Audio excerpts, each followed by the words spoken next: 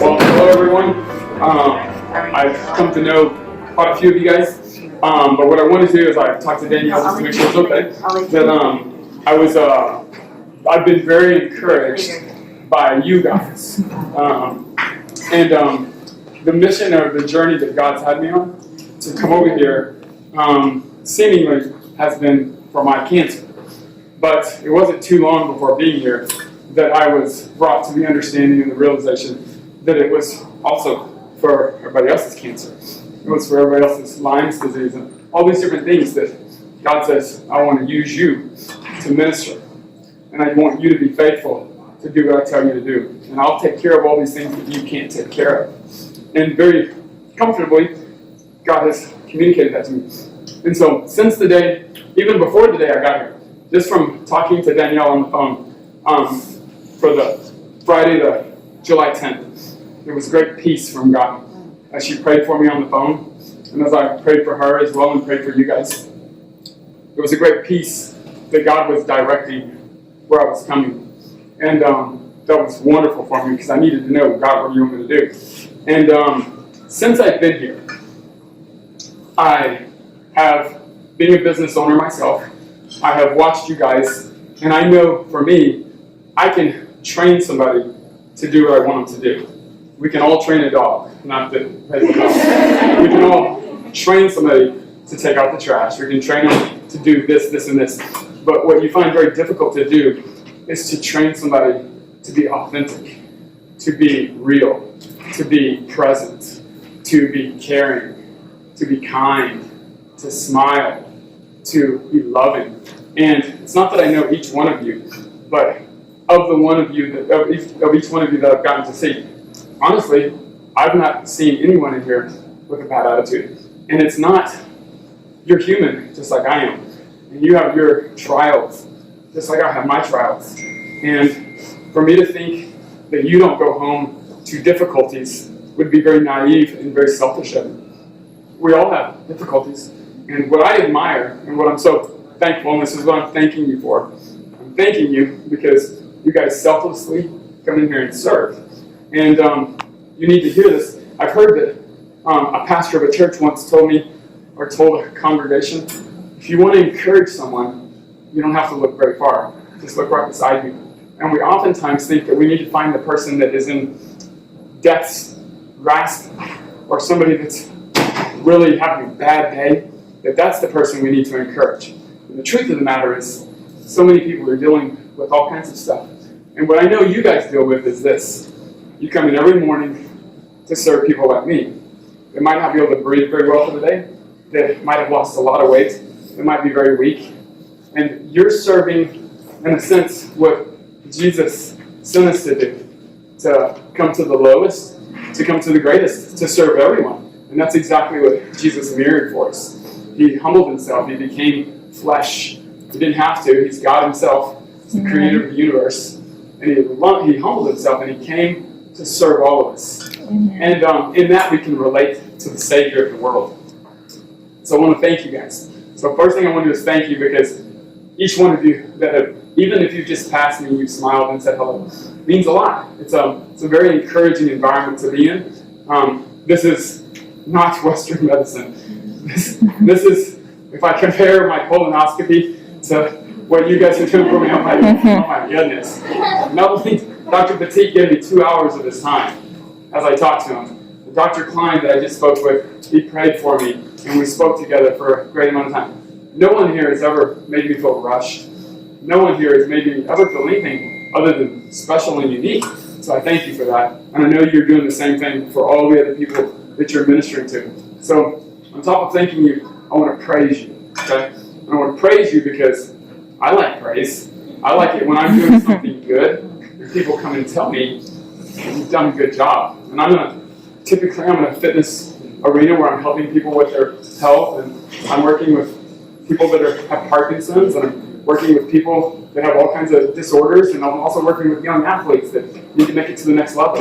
And when they praise me, it feels good. It feels like I'm doing what God's called me to do. So I can't praise each one of you individually because I don't know each one of you individually. But I can praise you as a group and say, you guys are a distinct staff. I would say as I pray for my daughter and my sons and my youngest daughter as well, and I always pray a couple of prayers, and I say, God, will you set them apart for your glory? Will you make them distinctly different than the culture around them? And I would say that you guys, whether you know it or not, the way that this facility has been set up and the way that you bring yourselves in here, you have been set apart. Whether it's distinctly by God, because you're serving so many people, I see that you have been set apart for God's glory. And that He is using you in such a way that it's not just me. Surely it's not just me. Surely you've had plenty of people tell you the same thing I'm telling you. That you guys are an incredible encouragement to all those around you. By the way you carry yourself. By the way God has prepared you. So it's not like you just showed up here to this job and you got your basic training and you're ready to go. God has wired you and made you the people that you are. He has given you the gifts that He has given you, and that He has made you useful for this time, in this place, for the people that you serve. So I want to praise you on that. And then finally, I just want to encourage you. And the way I want to encourage you is this. You're like me. Today, this is the greatest trial that I've faced in my life. As I was talking to Dr. Klein, though, I told him. And for some reason, this always chokes me up. There's a lot of things that can choke me up. But this scene always chokes me up. I said, if Jesus Christ came to me right now and said, Dustin, do you want to be done with the cancer? I'll say, no. I don't think you're done. I don't think you're done yet. And I don't want to miss what you're going to do. So God, I don't take it yet. And that takes a lot, because I got 4 little kids watching. And I got my wife watching. And it can sometimes come across overly spiritual, too insensitive. But the truth of the matter is, I believe God's doing a work. And it's not that He's just doing it in me. He's doing it in all these people He's bringing here. And He's doing it in you. And I have encouragement to you is this. You're going to have your trials, and many of you are in trials right now. I cannot overlook the fact that just because you look strong and energetic and healthy, I can't overlook the fact that there's family relational issues, there's financial issues, there's just tugs on your soul. There's just things that you're yearning for. There's just trials that we go through. And so I look at what God has done in my life, and He has built me up from a young man to now. And He's consistently giving me the exact trials I need to continue to build me up to today, where He's given me what I consider the greatest trial that I've had, because it seems to be the most life-threatening. However, there's a peace in the storm. There's a peace, because even for a situation like this, I've always said, God, if you'll give me the opportunity to speak for you, I'd love to. I'd love to testify of your goodness and your mercy and your grace and what you've done in my life. And so what I can say is this, out of encouragement to you. Surely not everyone in here has a personal relationship with Jesus Christ. I wouldn't assume that. We live in a diverse world. But what I would say is this. The work that Jesus Christ has done is incomparable. There's no way to have perfect peace with God the Father unless there's forgiveness. And there's no way for a perfectly just God to grant forgiveness without cost being paid. And every one of us are indebted to God because every one of us have fallen short, every one of us have sinned, every one of us have done something wrong.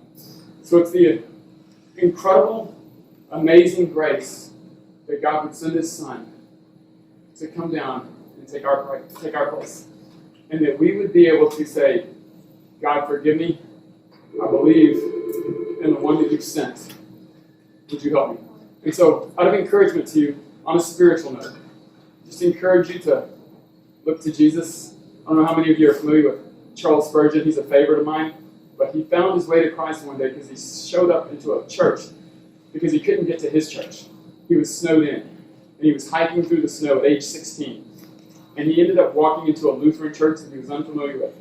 And the text was from Isaiah. And all he heard the pastor say that day was, look to Jesus. And it set him free. It set him free because you know what he was looking to?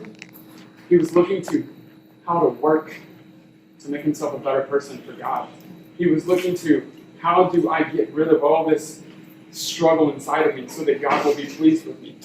And very simply, all he heard from a guy was, look to Jesus. So out of encouragement to you guys, as you come in here and serve so wonderfully, I can't praise you enough. I'll keep praising you as many days as God keeps me here. You guys are doing a fantastic job. But for each one of you, I just encourage you to look to Jesus and to continue to show up and do what you're already doing. You're doing such a great job. And from the depths of my heart, I thank you.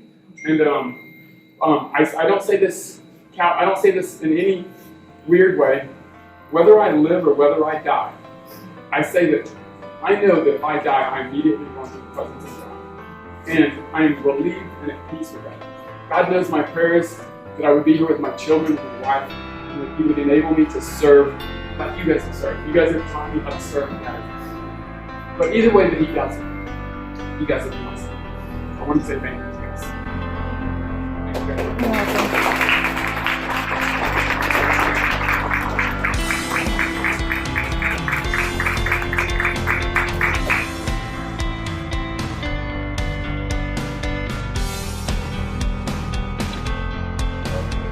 Waldean Dustin. I know Dustin here in Envita. And we've been side to side in the chairs and got to visiting, and we would like to take this video and be able to put me in his prayers. And you all, whoever watches this, for which I'm grateful. I believe that we need to acknowledge God in all that we do and say. I've been on a road of cancer treatment here now for probably, not here, but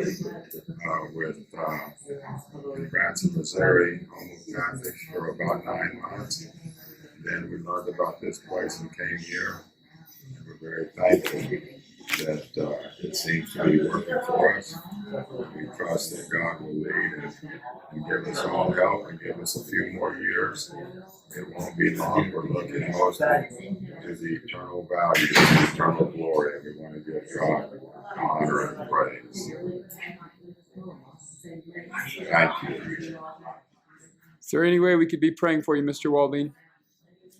Sorry? Is there any way you would like us to pray for you as people read this and see this video? When you pray for me, you can simply call my name, Waldean, and I think we're getting healed. But yes, just pray for my cancer situation. Pray for me to be faithful to God. And hope we can be together. Amen. Thank you so much for your time, Waldean.